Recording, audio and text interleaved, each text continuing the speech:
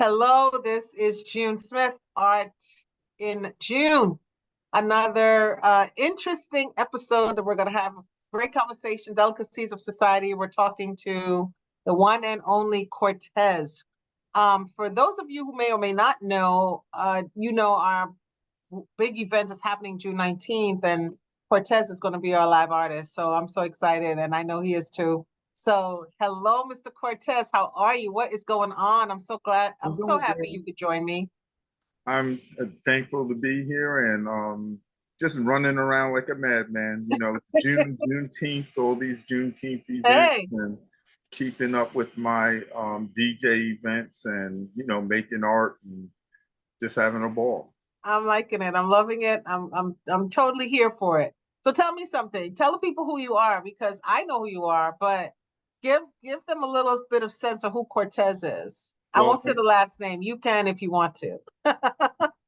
well, my name is Christopher John Joseph Robinson. Oh Okay. gosh. And so I call myself Cortez for short. And so when I was younger, I was into graffiti, hip hop culture, and wanted a name that, say, 30, 40 years down the line wasn't going to sound crazy. So back in the 80s, people, if your name was Pat, you're P-Ski. If you're Greg, you're G-Wiz, Right. stuff like that. And Right. I'm thinking of myself as a 50-year-old man with a name like, I think one of my first names was Roxy, but it was Rock with a C, but everybody Uh-huh. was saying Roxy.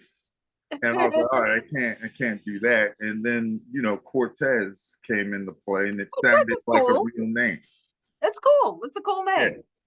You yeah. know, I'm thinking it's very, yeah, it's a cool name. It's a total artist name, and I think it totally fits you though. Yes. And something that's funny about the name recently, I was having dinner with somebody and they asked me about the name Cortez. And I remember there was a song, Cortez the Killer. Never ever read the lyrics to the song. Uh-huh. Basically about colonization, Yeah. and never knew that. And I don't Well, think if I knew about that song you or would have picked knew the the name? meaning behind the song, I would never have picked Cortez. Now I have this like it's almost like buyer's remorse. Well, listen, some folks have been able to change their names, and while their platform is still strong. So, there's no reason why you couldn't do it if you wanted to. Yeah, Look at Prince. but it opens up a Look at some conversation. other the folks that's out here in hip hop. They've changed Yeah, their names along the line. yeah, but I don't think I'm gonna go that route. The changing of the names. Well, It is what it is, and it opens up a conversation about colonization. yeah, but check this out because it's funny that you said that because when you said that, I was getting ready to say to you, the only Cortez I could think about is, from the Spanish Yes, the culture. conquistador. And I was going to say, and I don't think his name was spelt with a K, it was with the C probably. It's So spelled with a C, and I did yeah, it with a K, so Latino people would know right away I'm not right. Latino. So I was going to say, so you might be okay. You might be all right. So tell me something. So I know you're doing a lot of stuff with Juneteenth. So, I know you're always busy doing that kind of stuff, but you also you don't just do art. You do some DJ stuff. So what you got coming up? You got DJ stuff or you got So art yeah, stuff? so this Or both? weekend is a busy weekend. So we have a show at the North, not the North Museum, the Montclair Art Museum. Got They're it. having this Empower the Village fundraiser. So this is an annual fundraiser that they do usually around Juneteenth. And so we're doing something this Friday and Saturday, and I'm DJing Friday night. And so we have that going on. Then I host these open turntable sessions, and that's going on at Revilla Records in Milltown, New Jersey. So it's a Okay. small record store, and it just so happened I would go in there shopping all the time. And one day, somebody says from behind the counter, Cortez, and I'm like looking in the back, and I'm like, Darren, and the owner, it turns out I knew him for years, and I've been shopping in there for Oh, about that's maybe a funny. year. And lo and behold, we have a history together. And he Of was like, course. "Oh, you want to do something here?" And I said, "Hell yeah," you know.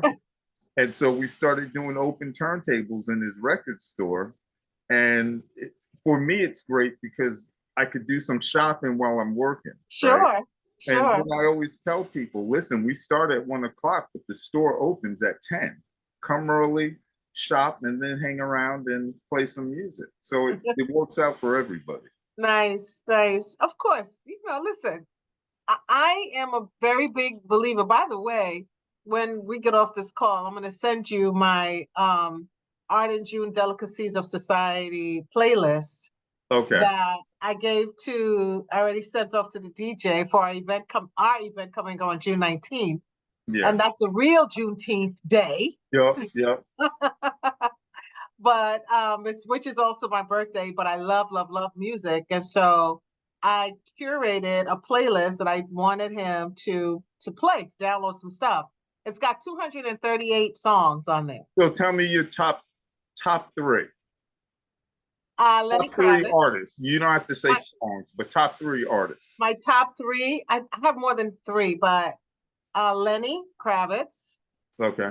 Prince, Okay. Michael. Okay. Um, yeah, but I like, I like, I have an eclectic taste of all Okay. kinds of stuff. And from You know what I those mean? artists, it basically speaks that, Say because that again? that list basically speaks that because Yeah. Lenny's very eclectic. He's soulful, but he's more of a rock edge. He's pure rock Yes. and roll. Yes. And Prince does a little bit of everything, Everything. down and funky gritty, Yep. and all the way to jazz. So, Yep. and he could kill a ballad. Yep. And it's funny. Lenny and Prince were good friends. And they're Yeah, both Geminis. yeah, And Michael, they used to mess with him. Well, Prince used to mess with him. Lenny Kravitz said more than he did. But I always just thought that was so interesting. I was watching an interview the other day about that very thing, that Lenny Kravitz talked about how much time he spent with Prince, yeah, and how they one day, they would sometimes, if they're in town, when Michael is in town, they would be in town and they'll just go to the studio where he is and just mess with him because, they could do that to right, him. So right, he always thought that was really funny. But for me, music is my very thing that heals me. It's my very thing that makes me, very focused and very laid back to just do a bunch of stuff. And so I was sitting one day, I was having a day, I was just having a challenging day. And I said, you know what, I'm gonna make a playlist. And I started just making a playlist of songs that I just think are the bomb. mhm, They're like the classic songs forever.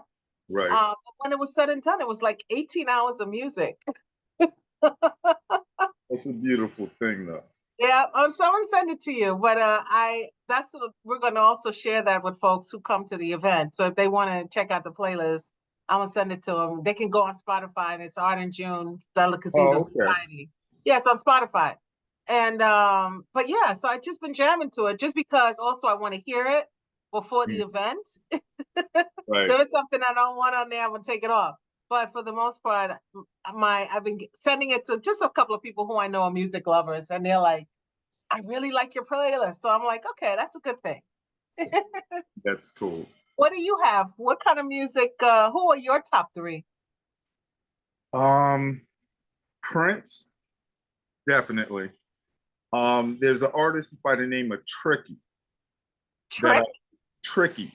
tricky. Okay. Yeah, he's out of Bristol, England, and he does this genre called trip hop. He doesn't even like to call it trip hop, but it's an experimental fusion of music that has a little bit of reggae, dub, hip hop, rock, funk, and it's just it's centered around DJ culture. So And his name is Tricky. tricky. Yep. Okay, I'm gonna check it out. Okay. Yeah. And So who else? stuff like that. I just like it depends on the mood. and I love house music. I'm a house head. Okay. Yeah, and Yeah. that's the genre I listen to most. Got it. Got it. But I think house too. I love going into other places. I love jazz. I appreciate jazz. I love Fela. I Uh-huh. love, yeah, Afrobeat. Okay. So you have an eclectic taste as Anything, well. excuse me? You have an eclectic taste as well. Yeah, yes. And also anything that has a message, anything that's conscious. Bob Marley, Fela, Gil Scott.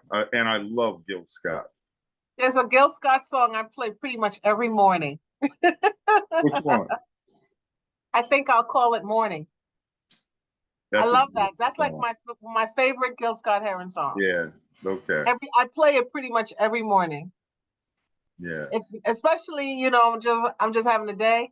That I love that song. So yeah, so I dig Gil Scott Heron. I truly do. I appreciate him, and I feel like in one way he was very revered and very respected, and then it all changed and shifted. And I think particularly now, a lot of the stuff he said has come to pass, and we're living it. And I just don't feel he gets the credit that he should get for Right. as conscious, as brilliant, as creative as he was. Yeah. So yeah, dig that. So tell me something. So when was the last time you astonished yourself?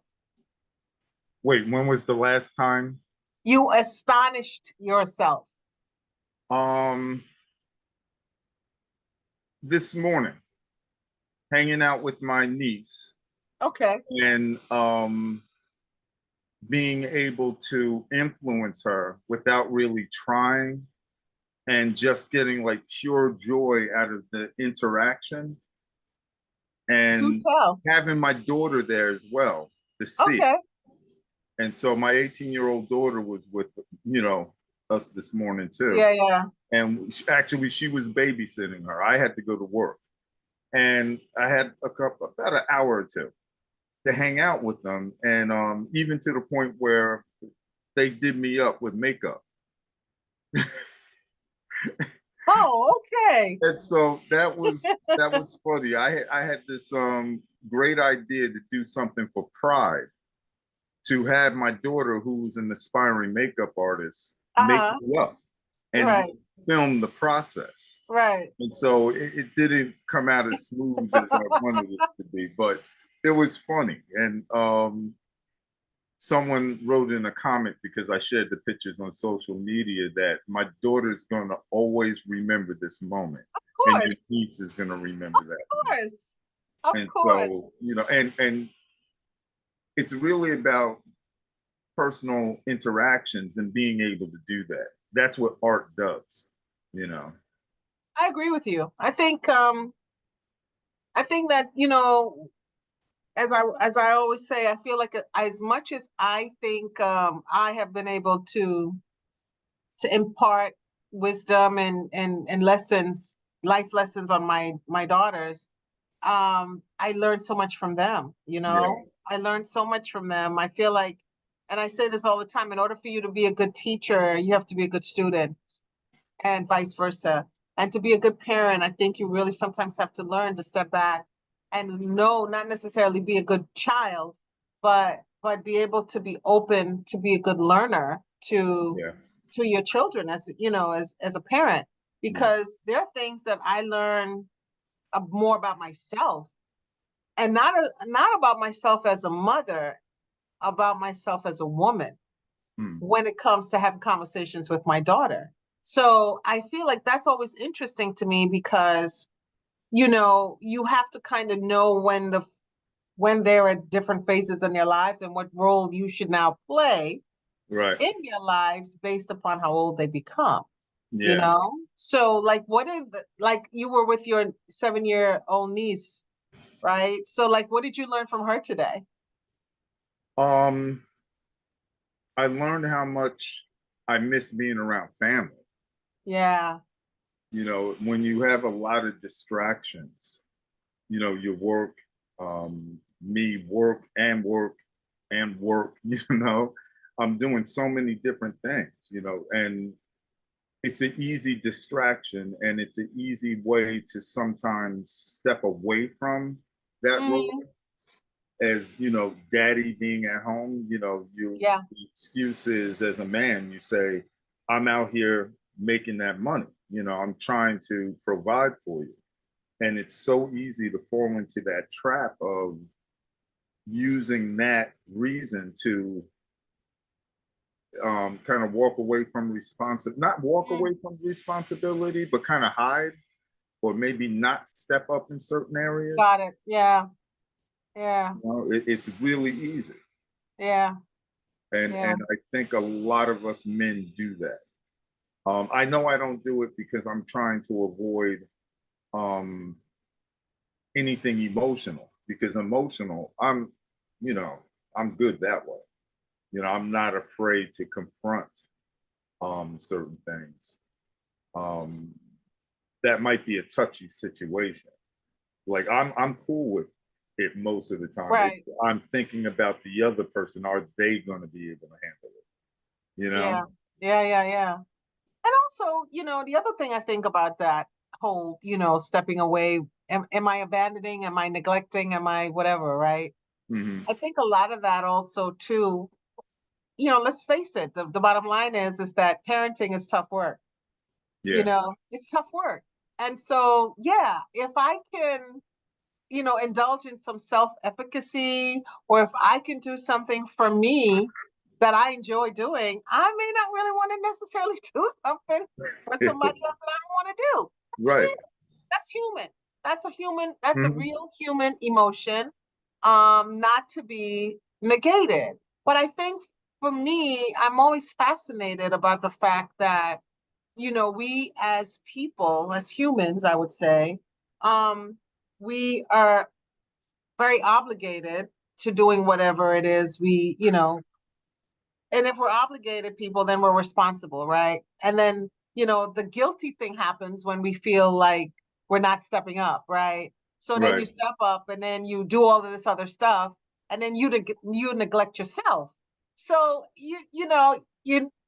it's always to me about finding a balance Yeah. and allowing yourself to, one of the things I learned, I remember I was probably getting out of college and, getting ready to go into the workplace. But I remember that I had a manager who told me, learn how to put myself on the calendar in my appointment book. Back then when you had appointment books, right? Right. She would always say, schedule some time for you, just like you schedule time for everybody else. And I never forgot that. I think some days I do that better than other days, but Yeah. I think that's really important. And That's I really think important. that's the hardest part for me, because um I don't know that I get a sense of, I think I'm in this perpetual state of not being where I want to be. Hmm. So that time of rest, I feel guilty because I feel like I could be doing something. Interesting. That's interesting. And So, so even when here's the thing that I'm very conscious of. I feel as though I'm very close to where I want to be. The key is to remember, once I get to where I want to be, enjoy that. right. Enjoy that. Don't worry about trying to get more. Just get to that comfort zone, right? And enjoy that, and don't feel guilty about getting there. And I think I can do that because, again, my not being able to relax often is just because I'm trying to get to that spot. Heavy. And I know what it's going to look like when I get there. Yeah. And as I'm going there, I'm baby stepping it, and I'm feeling the pressure ease away, and I'm Mm. seeing things with clarity. And so when I get to that spot where I know I want to be, believe me, I've been working to get to this spot, right? I'm going to enjoy myself. I'm not going to That. worry about the next day. I hear that. I totally hear that. Let's talk about that. That's great. And I, I think it's really cool that you are aware enough to be able to be open about that too, because I think sometimes, even if we are not where we want to be for whatever the reasoning is, right? I think that's just such a farce to always think that, oh, let's say you start in your 20s saving, building, doing all the stuff, and then, when you by the time you get to a certain age, let's say 40s or whatever, or when people say, oh, I can retire this, I can do this, I can do that. I don't think sometimes people take it into consideration that life happens in between all of that stuff, right? Right. You could be on your path for real, and then a bunch of stuff happens and it totally, throws a curveball into how you do what you Oh do. yeah. And a good friend of mine always says it's about the journey. It is. It really is. And So yeah, I yeah, didn't and always having that think that. appreciation of all those little baby steps. So even if I don't get to that spot, man, I'm having so much fun, working towards it now. Whereas Yeah, before it wasn't fun. I yeah, it yeah, wasn't fun. It did yeah, not feel enjoyable. It just felt like a grind. yeah. I hear that. Listen, don't talk to me about the grind right now, because I am like in the middle of the grind, like for real. Like Right.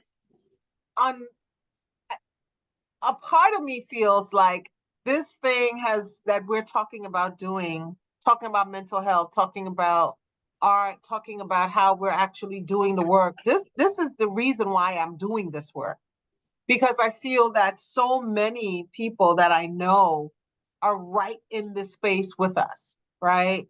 So Hmm. many people, and a lot of folks might have some mental health challenges as they're in this grind, as they're creating, and they're not necessarily dealing with it in the way that they probably should to help Right. alleviate some of that, right? That's why we're doing this work, right? Because we want people to figure out, what is it going to take for you to strike a better balance in your life? What is it going to take for you to begin to really see your value and your worth? Not, not 10 years from now. What's it going to take for you to see it today? Right. Right? And what things do you need to have to make that happen, even if you're not where you want to be, And I think that's the stuff that forces you to be very mindful and very aware about where you are on your journey now. Right. So staying in Exactly. the present, I think, is a really good place for you to be in, even though you have all this other stuff going on. Right. So I hear you on Oh, that. That's June, I that's hate the to do this to exercise you. for real. June, this fan is absolutely driving me nuts. Let me turn this off. Okay, okay.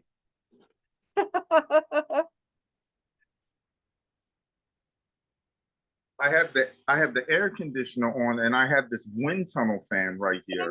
And And I didn't even hear I'm anything. having problems hearing you. So Oh, that's funny. I didn't even hear it, and I can't hear anything on my end at all. So, okay, good. it Good. must be very quiet because I couldn't hear anything. No, but I'm just saying, the grind is real. And I feel like, my biggest question always to people as I'm talking to you guys is, how are you dealing with those challenges and those stressors? What are some of the things that you feel you now need to incorporate into your life to help you balance some of the stuff that you find yourself in? I'm learning to say no. Okay. And I'm also being a little bit more selfish. That's the easiest word I could think of. So I ask myself, what am I getting out of this? Whether it be a job or a business opportunity, um, a friendship, um, especially relationships. Mm, I totally kind of focus more on what do I want. And I think that's another reason why I'm more happy because okay. I'm not focusing on saving other people, if that makes sense. It does. And so years ago, I found out that I'm a people pleaser. And Wait, you found that out? You yourself found that out, or somebody had to tell you that you were that? no, I found basically, doing some reading, and I saw the word or the term. Okay. Right. And so I delved deeper into its meaning and what are the traits. And I'm like, oh, snap, that's me. Okay. I'm a people pleaser. How did that make you feel?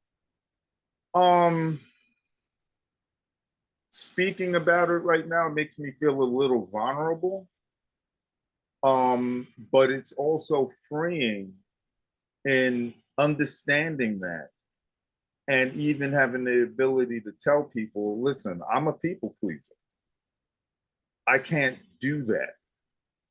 And it's okay for me not to be able to do that, especially going back to relationships, interpersonal relationships, whether it be business or romantic or just family. Yeah. If I don't feel like doing it or I can't do it,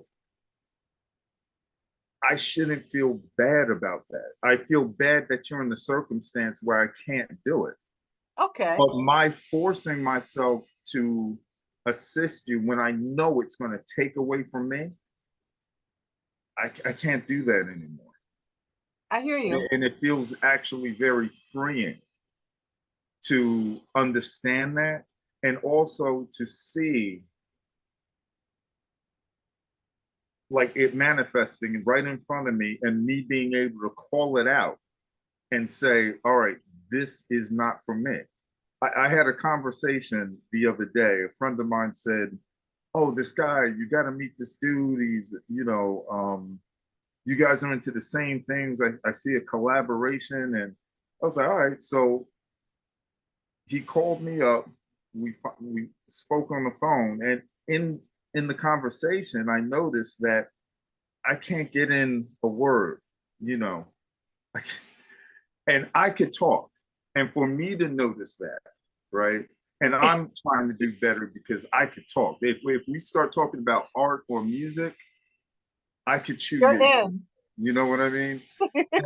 And I'm learning to balance that myself. And in doing that, I'm seeing it in other people. So as this guy's telling me a story, we're finding out we have mutual friends and all this other stuff. And then at one point he says to me, so tell me about your story. And so I was telling him my story, right? And in the course of me telling my story, I didn't even get in like 5 feet. He flipped it back on him and started rattling off. And I even said to him, so bro, you ain't even gonna let me talk. He didn't hear that because he was talking. He kept on going, and I said, I gotta go. My daughter's home. Haven't spoke to him since. Don't plan on speaking to the brother. And he might be the nicest dude in the world, but I'm learning that it's okay for me to want to be on stage too. It's okay. You do know that this interview is going to be public, right? Oh well, I don't know this guy. I couldn't even tell you his name, because. But what? Actually, it is kind of funny. Ray Seiler, your boy is a trip. So here you go. You want some drama? That's hilarious. But that's hilarious. No, I'm laughing because I realize that when we're in conversation, especially when you're in conversation with somebody and you're really enjoying the conversation, you do get excited about that. But to your point, I totally respect the fact that it makes me say sometimes, maybe I just need to shut up too, because somebody could say that about me. I talk a lot. I know I do. I talk a lot too. So, now that you just said that, I was like, oh man, okay, maybe I need to check myself too. But it's a humbling feeling to know, like, I could go into the whole talking too much. A couple years ago, went to a friend's house, and it was a family get together, and I noticed the women were hanging in one room, men are hanging in the other, right? So I always go where the women go, right? So I'm Okay. in there talking with the women, and they're taking interest in the fact that I'm an artist. So all these questions are coming. I'm loving this, right? And then I'm thinking to myself, why are these dudes looking at me side-eyed? And so I had to quickly shift the conversation to somebody else in the room to get me out of that. But usually I don't see that. Yeah. Yeah. And Yeah. it's interesting and very humbling to know that, you know, we're flawed individuals. And but to catch yourself and be able to catch your flaws in the moment and be like, wow, you know, and then ask yourself, why was I in that kitchen? Why was I feeling myself? You know, and it comes back to the ego. We all have an Ego. ego. Yeah. We all Ego. have an ego, but our ego helps us. Our ego gives us the audacity to stand in front of a crowd of people and paint on a canvas. That's the ego. You know, to play music on turntables Yeah. in front of a room full of people, that takes ego. It's Yeah. when you can't control the ego that it becomes a problem. And for those who are able to catch themselves in those moments, I wonder how it feels for them. But for me, it was very humbling, and I catch myself sometimes, you know, in conversations with people, and or as an artist and as somebody who people come up sometimes and say, "Oh, I really admire what you do.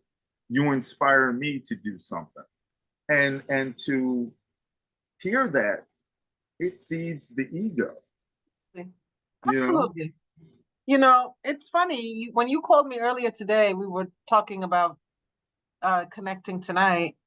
Today I had a day that I just felt like I needed to. Now I don't by any means consider myself a visual artist.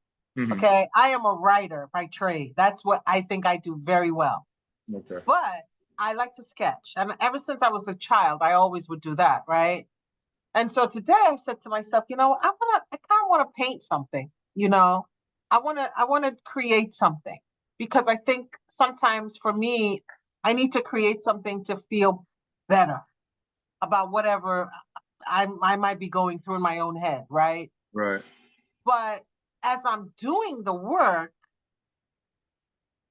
I think I can do it, but then I'm starting to do the work. And then I was like, I don't know if it's coming out the way I think it should, but I keep going. And I feel like, it's that ego versus, your conscience of the gremlin or whatever that, the gremlin might check you and be like, you're not that good like you think you are, right? Because your Right. ego says, I'm great. You Oh do yeah, this, yeah. so I think like that's why it's so important for me to really always be in the present because it allows me to be able to really find a balance at times when it's very easy to be out of balance. Mm. And that's hard to do. It's not as easy as people think it is, but it's something that you have to really practice. And I think for me, meditation helps me to do that. What what do you do in terms of how you start your day as and how talking about managing your ego, like how are you intentionally doing that every day if you do that every day? Like, what's the And ritual or my creative like practice? how are you balancing yourself when you know you can totally go left or right? Um, you know something that's a good question. It just happens. Sometimes I recognize it and know I have to stop. And other times I just don't listen to it. And Okay. but the end result for both scenarios is always something positive, you Hmm. know? Because even those nights I'm up painting till like 3, 4 in the morning, and then getting up at like 8 to keep on going. And then, later on, like during the course of the day, I'm like dead tired. Like today is one of those days. And I didn't drink any coffee today. And I did that on purpose because I said I want to sleep tonight. Okay. Yeah. Yeah. And but I think I have to spend more time and think about that question and work through some ways of consciously um, giving that self-care, It's critical. because I think what I do is I burn out. Yeah, that's critical. And That really is. and you know, I think it was it COVID? It wasn't COVID. I got sick. Um, it was like a stomach virus, and it for like 3 days I was just done. Um, when I get sick like that, I always in my mind say, this is the detox. I'm sick for a reason. Just let it, just let it flow. You know, drink a lot of fluids and take advantage of the fact that I don't want to eat right now. I'm not hungry. And it, Yeah. it's almost like I can't do anything. I can't go to work. You know, or even if I'm sick and I didn't call out of work, like that's the excuse to do something. I didn't call out. But if I call out of work and people from my job see me, you know, chilling, walking through the mall, and I said, hey, listen, I'm really sick. I stay on that couch and I do not move. Yeah. And it feels actually good when I do have that as an excuse. And I need to do that more when I just want to, you know, take a day off, take a personal day, you Yeah. know. Yeah. You should. And I've had those days a lot lately. Like on a weekend, if I don't have a gig, I don't have Kennedy, I don't want to go anywhere, and I Yeah. don't. And Yeah. I'm doing better at not feeling guilty Yeah. about that time. Mental health days are real, my friend. Yeah. You know, and time for you is real. It is Yeah. critically important. You know, that whole burnout thing that you talked about is so interesting because I was going to ask you, do you scare yourself? Do I scare myself? Yeah. Oh, yeah, yeah. But I always look at it as if I burn out, Mm-hmm. I'm not gonna really know I'm burnt out. I'm gonna be Yes, passed you out. will. I'm gonna be done. You know, You know. and, or I made it. That's why you get sick. Because that's how your body tells you you're burnt Yeah, out. yeah. And Yeah, so I'm trying to do that less. I'm I get trying to it. do that less. I get it. Listen, that for me, you know, and as I've always said to you, I'm very transparent about my own situations, and my own challenges around, you know, mental wellness.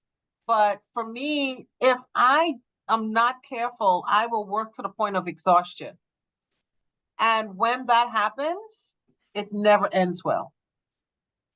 So that's all the more reason why I think it's so important to find that balance, to, you know, work hard at striking that, even when you do have a lot going on, because the minute that you start getting to the point where you're just working, not really putting in the sleep, not really probably eating the way you should, your body's gonna let you know Yeah, that ain't cool, yeah, you yeah. know? So And been there and done that. And like I said, I'm a work in progress.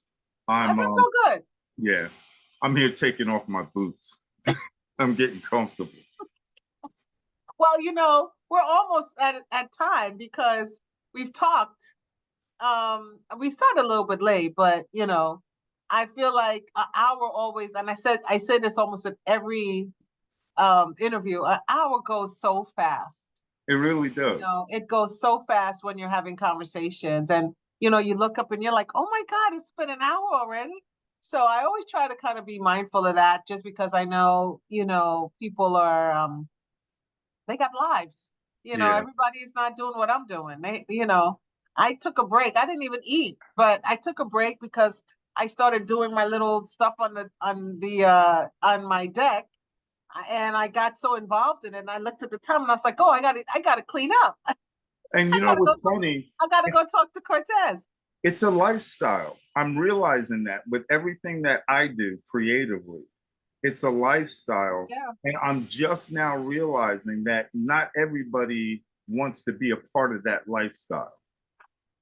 Correct. But Because, also, go ahead. no, but also I don't think everybody understands that lifestyle either. You know, Right. even if you do something creative, I don't think people who are really, really creative, you know, who are forced to be creative, um, there's a difference between people to me who are forced to be creative and who are naturally creative. Hmm. Right? So what do I mean by that?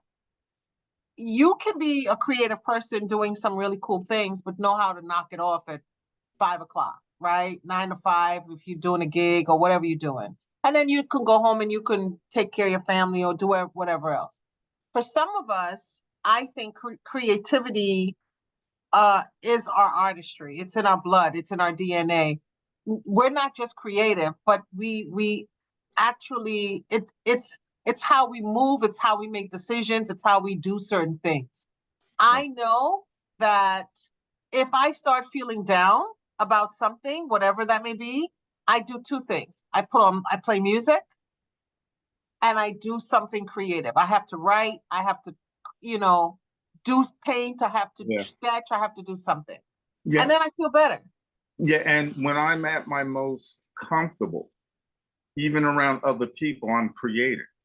I remember a situation where it was a family function and I'm working on a painting in the kitchen and everybody's kind of in the living room, but that's where I could sit and I didn't want to spill anything on the carpet. But I was participating in the conversation, but I'm painting. Absolutely. I felt comfortable. Absolutely. Oftentimes people will look at that as you're being standoffish. Right. I'm like, oh no, I'm not being standoffish. You misunderstood me. I'm actually very comfortable and I want to create. Right. And oftentimes artists complain about not getting support from family members. And it's often because those family members aren't artists, number one, and they're not part of that lifestyle. Exactly. You know what I mean? So here I am, Exactly. 57, I'm still DJing parties, trying to get people to come to my parties. And I was telling a friend of mine the other day, you know, we're doing stuff like 20-year-olds do. You understand that? And he's like laughing at me. And I'm like, I'm dead serious. It's a young man's game. You know, even being an artist in some ways, that bohemian style of living isn't for everybody. Oh no. And so, you know, I get it now and I give people grace. And like, if people, oftentimes as artists, our biggest supporters are strangers, Yeah. not people that we're Yeah. connected to on an emotional level, unless there's some type of it's a give and take thing. If you're closely connected to that in some shape, form, or fashion, you're going to get it and you're going to want to be hanging around. But if you don't get it and that's not part of your lifestyle, and you're worried about getting up, going to work the next day, you ain't hanging out at the club. You know, you ain't going to the No. after party No. at the gallery. No. You know, you're not No. doing that because you're not No. connected to that, and that's all right. You know. So, you know, I was telling somebody the other day in an interview, she was talking about her hobbies versus her artistry. And I was sharing with her that the way that I think I just see life in terms of art is it's probably different than how maybe even a lot of people realize they see it or don't see it. I don't know. But I feel and I say this all the time, art is oxygen to me. So it's in everything that I do, it's in everything that I see, it's in every decision I make, be it a business decision or not. You Mm. know, art is all around us. It is oxygen. Oh yeah. Somebody made a table, somebody made cookies, somebody, grew flowers, somebody made a garden. That's all artistry, Yeah. And so I just think that the way I guess I see it and operate in that space is very different. And people just don't always know how to do that. They're not always comfortable in that, in doing it that way or looking at it that way. Mhm. But for me, that to me is what makes me know that if I don't create something, if I don't produce something, I'm against the flow. I'm against my flow of ability and capacity.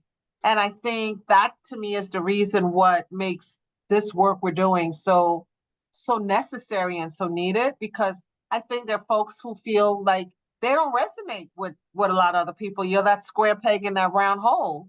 And I'm not looking at, and you're making me feel bad about how I see it, when I don't really give a crap how you see it, but I know how I see it and I know it works for me. But you judge me based upon whatever, right? Because you don't understand, right? It's in our families, it's in our friendships. Oh, are you making enough money doing whatever, right? And I always feel like you got to have multiple streams of income, but I understand what the hustle and the grind is because I understand why it has to be that, you Mhm. know? So that's always like to me a tricky place, no pun intended about your artist that you love, but you know what I mean? I feel like it's really interesting when you say you grind and you do the things that you do. Are you loving every part of the stuff that you do? Or are you working towards loving more of what you do so that you don't have to do the other stuff that's a mandate? It's kind of a combination of things, Yeah, because I know when I get to the place where I want to be, there's more stuff that I want to do, but I'll be in a position to kind of set things up yeah, and kind of bring people in and yeah, say, this is what I'm thinking about. What do you think? And absolutely. then they take it and create something. Do. Yeah, yeah, yeah, yeah. Here's an idea I have. Um, it's something I don't want to really do, but I could help you maybe fund it or guide you and point you in the right direction so you can make it happen, Right. and then sit back and watch that flower Sure. grow. That's You know, beautiful. that's what I think I want Yeah, to do. that's You know, beautiful. And yeah, because everything is not for everybody, right? right. So, you may not necessarily want to do something. I get it. I feel like sometimes I can see what you're really good at, but I can't always see it for myself. You know Mhm. what I mean? And so therefore somebody might say to me, I think you're really good at whatever, whatever, whatever. And I'll be like, "No, I never really thought about it that way, but I could totally look at them and I could totally see, how they can benefit in whatever capacity. But I always feel like, you know what, every idea that you come up with isn't always for you. So sometimes it's for other people, Oh yeah, you yeah, know? Yeah. yeah. But I feel like as I get older, I don't want to do all of those, everything either. You know what I mean? I want to No, be selective about what I do. right. And again, it's all about the journey. It's all about the journey. So as we're talking about the journey of wrapping up, what did you get? Did I ask you what did you get right today? No, you didn't. What did I get What right did you get today? right today? Um, I think this interview. Oh, cool. Because I Good. was a little nervous about, doing the interview. This whole day was just right, you know. Yeah. But you're a natural. Well, I thank didn't even have to I didn't even have to prep you with questions. I was just asking you questions and you were you. answering them. But So, you know what's so funny? I always feel uncomfortable in doing video or speaking over, anything. And I really. just started doing videos But where you're a live artist. How does that work? um I don't know. It's something about the cameras. Okay. It, and social media as a tool. um I get it, but to want to be out there, it's kind of daunting, you know. Interesting. That's very And interesting. so Okay. even the way I'm doing my videos, you're more focused on what I'm painting and my voice. And so I'm using that. So the camera is just on the painting and I'm painting. It's And not I'm, on you. yeah. Yeah. And we're having a conversation just like we're having a conversation. And that's the funny part. So I'm basically working out skits in my head and putting them out there as I'm painting. So I'll be in the shower and I'll have a conversation with myself. Okay. And the topic might be Donald Trump. And I said it would be real cool to do a video. And I'm thinking of myself painting. And I'm thinking of the video and I'm actually having the conversation and I'm painting and I'm saying, you know what would be really nice if Donald Trump wasn't thrown in jail, but he did community service in the inner city. And then have a conversation about Trump doing community service and how that would fuck with his mind, right? And at the same time, he's actually helping people. Doing something important. Right? And it kind of forces him to see humanity in a different way. That's an interesting thought. What would that do to a man that That's thinks an like interesting Donald thought. Trump? It really is. That's You know? a profound thought, really. So I say putting him in jail, you know, the taxpayer is paying for that because of the security detail, right? And if he didn't have security detail, he's in jail, he's trying to survive. So he's going to be even worse when he comes out than when he went in. So give him community service for a very That would be so long interesting. That would be so interesting. That would be so interesting. Oh God. Okay, that's a whole nother interview, dude. Really. time. But anyway, so what does I think we've talked about it a little bit, but it's always the question I wrap up with. What does art mean to you?